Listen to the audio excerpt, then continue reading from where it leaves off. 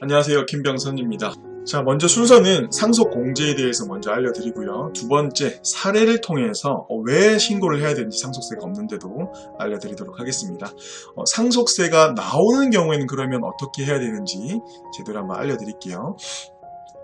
그리고 마지막 해결 방법까지 진행해 보도록 하겠습니다. 자, 먼저 우리가 상속 공제에 대해서 알아야 되는데, 상증세법 제21조에 기술되어 있는 내용입니다. 일괄 공제는 기본적으로 5억을 해줍니다. 기초공제도 있고요, 인적공제도 있긴 하지만 집에 장애인이 있고 자녀가 많더라도 저는 5억 원을 초과한 사람을 아직까지 보진 못했어요. 그래서 우리가 기본적으로 5억은 공제해준다라고 여러분들 알고 계셔도 좋을 것 같아요. 그리고 중요한 공제가 뭐냐면 19조에 기술되어 있는 배우자 상속 공제입니다. 배우자 공제는 여러분들 최소 5억에서 최대 30억까지인데 어떻게 계산을 하냐면 상속재산에서 배우자의 법정 상속분을 계산을 합니다. 그 상속분만큼 공제를 해주는 게 맞는데 그 금액이 5억이 안 되면 그래도 5억은 공제를 해준다는 겁니다. 또는 법정 상속분이 30억이 넘어가도 맥시멈 30억까지만 해준다는 거죠. 그래서 기본적으로는 배우자의 법정 상속분까지만 공제해준다. 근데 최소 5억, 최대 30억까지 해준다라고 이해하면 좋을 것 같아요. 뒤에 사례로 보면 조금 더 이해하기 쉬우실 거예요. 자, 바로 사례를 통해서 왜 상속세를 신고해야 되는지 영원이더라도 알아보도록 하겠습니다. 여기에 아버지가 돌아가셨어요. 돌아가시면서 아파트 3억 원짜리를 남겨주셨고요. 산 1억짜리, 그리고 토지 1억 원입니다. 이 두 개는 공시지가겠죠. 합계해서 상속재산 가액이 5억이었어요. 자, 이때 배우자가 옆에 있죠. 배우자가 있기 때문에 기본적으로 5억은 공제가 되는데, 이 배우자의 법정 상속분을 우리가 간단하게 계산해보면 아이들 1점, 배우자 1.5점, 총 3.5점분의 3.5분의 1.5를 이 배우자가 가져가죠. 상속재산은 5억이고 계산해보면 2억이 조금 넘어가요. 배우자 상속분이. 그러면 우리가 배우자 공제가 2억까지 되는 게 아니라 제가 최소 5억은 된다고 했죠. 그래서 배우자 공제는 5억 되고 아이들 2명밖에 없기 때문에 일괄 공제 5억이 되는 겁니다. 합산 우리는 상속 공제 10억이 되는 거죠. 근데 재산은 5억밖에 없으니까 이분들은, 이 상속인들은 상속세를 안 내도 되는 거예요. 그래서 안 냈죠. 자, 이렇게 가져간 겁니다, 재산을. 근데 안 낸 거예요. 근데 알고 보니까 감정평가액이, 이 토지는 2억이었고요. 토지는 2억이었고요. 이 산도 2억이었어요. 그리고 다 합쳐봐도 7억밖에 안 되죠.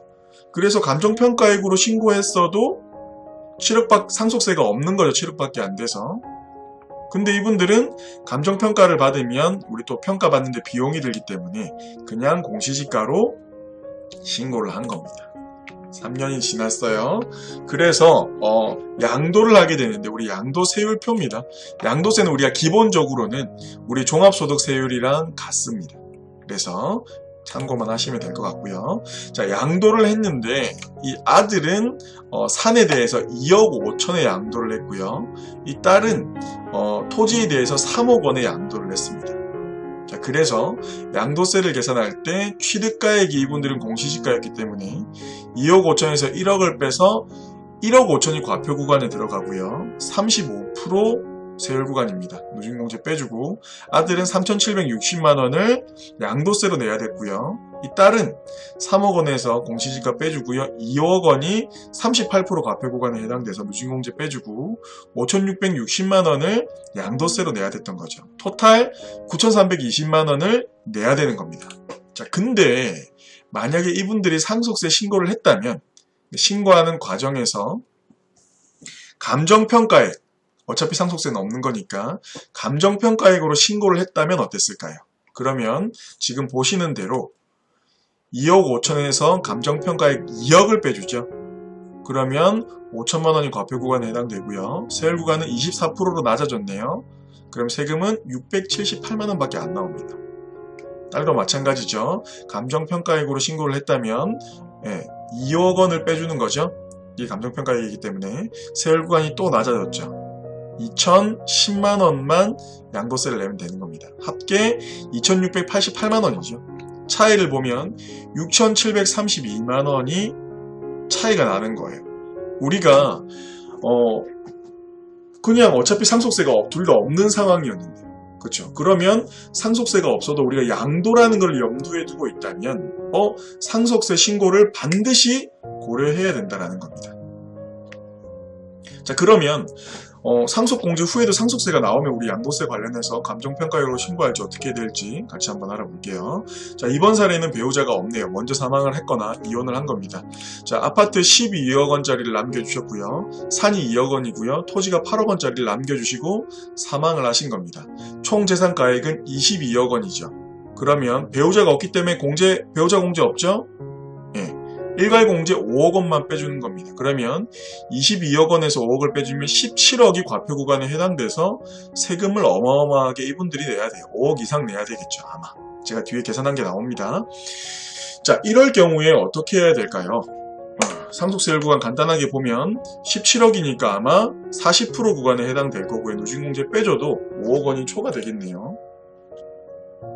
자, 이럴 경우에는 우리가 만약에 이 산이랑 토지를 감정평가를 받아버리면 그러면 상속세가 확 늘어나 버리게 되는 거죠. 그렇다고 이걸 그대로 공시지가로 신고한 다음에 내가 팔 건데 그러면 나중에 양도세를 또 내야 될 것 같고, 그래서 해결책이 필요한 겁니다. 어떻게 해결을 해야 되냐면, 제가 계산은 너무 많은 사례가 있어서 계산을 하지 않았어요. 상속 후 매각을 고려한다면 감정평가를 받는 거죠. 일단은 무조건 받으라는 게 아니라 감정평가를 받게 되면 상속세가 상승하겠죠. 아까 산이랑 토지가 아까 총 다 합쳐서 2억 원이었는데 우리가 감정평가를 받아버리면 뭐 30억 이렇게 돼버릴 수도 있습니다. 그러면 상속세가 상승하겠죠. 그 상속세 상승분과 정상적으로 그냥 22억으로 그냥 신고하고 공시지가로, 그러고 양도했을 때 양도 차익이 커지는 거죠. 그렇게 했을 때 양도세를 더 내는 것, 이거를 비교해서 우리가 어떻게 신고해야 될지 결정을 해야 될 겁니다. 이 비교는 되게 단순하지가 않아요. 내가 양도하는 시기, 그리고 이 재산들이 증가가 예상되는 그 폭까지도 대략적으로는 계산을 해야 되기 때문에 쉽지가 않은 계산이 될 겁니다. 어쨌든 요거 두 가지를 고려해서 어떻게 신고해야 될지 결정을 해야 된다는 거예요. 자, 두 번째 해결 방법. 일단 상속세가 나오니까 이건 또 어떻게 해결해야 되느냐. 상속세는 기본적으로 현금 납부가 원칙입니다. 자, 근데 5억 원 이상을 현금으로 가지고 있는 사람이 없죠. 그래서 대출을 받는 일이 발생을 하는 거예요.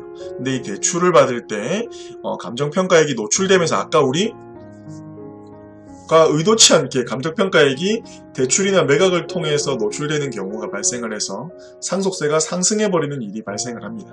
대출 이자까지 내야 되고요. 매각을 통해서 금매로 내놓게 되면 상속세를 6개월 안에 납부해야 되기 때문에 금매로 내놓게 되면 우리 평가 절하까지 되는 일이 발생을 할 수가 있는 거죠. 상속세 계산 한번 해볼게요. 자, 과세가액은 22억 원이었죠. 자녀들이 각각 50%씩 지분이 있기 때문에 11억씩 상속을 받는 거고요. 배우자는 없기 때문에 공제받을 게 없습니다. 일괄공제 5억만 받으면 상속공제는 총 5억 원이 되는 거죠. 그러면 과표구간은 17억 원이 되고요. 아까 계산한 대로 40% 세율구간 누진공제 빼주면 5억 2천 산출세액 나옵니다. 신고공제 빼고 5억 440만 원을 상속세로 납부를 해야 되는 거죠. 현금으로. 근데 아까 보셨지만 이 금액을 현금으로 가지고 계신 분들은 극히 드뭅니다. 그쵸? 거의 대부분 부동산으로 가지고 계시기 때문에, 그래서 이걸 납부할 때 우리가 굉장히 힘든 일이 발생을 하는 거죠. 대출이나 매각. 그러면 감정평가액이 노출되고 상속세가 증가할 수 있는 겁니다. 그래서 우리는 상속이 개시되기 전에 미리 준비를 해야 됩니다. 어떻게? 증여를 통해서. 근데 증여를 통하면 시간이 오래 소요되기도 하고요. 증여 받은 재산을 우리가 누적해 나가고 있는 가운데 갑자기 사망하시면 또 상속세 문제도 발생하게 됩니다. 그쵸? 그리고 우리가 증여를 받아서 이렇게 임대소득을 계속해서 상속세 납부 재원으로 모아나가더라도, 다 모으더라도 결국에는 내가 모은 돈을 그대로 내는 거기 때문에 절세 효과는 없겠죠. 그래서 이 증여를 통해서 종신보험을 가입할 필요가 있는 거죠. 그러면 어떻게 되느냐? 사망보험금 아까 5억 2천 정도 나온다고 했죠. 5억 정도 나온다고 했죠. 자, 그러면 1신합 기준으로 이렇습니다. 75세 남성이, 그러니까 부모님이죠. 부모님한테 사망보험금 5억. 75세다. 그러면 3억 9천이면 5억 원 사망보험금을 현금으로 돌아가셨을 때 바로 받을 수가 있습니다. 그럼 이 5억 원은 사망보험금이면서도 상속세를 낼 수 있는 재원이 되는 거죠. 여성분들은 2천만 원 정도 저렴합니다.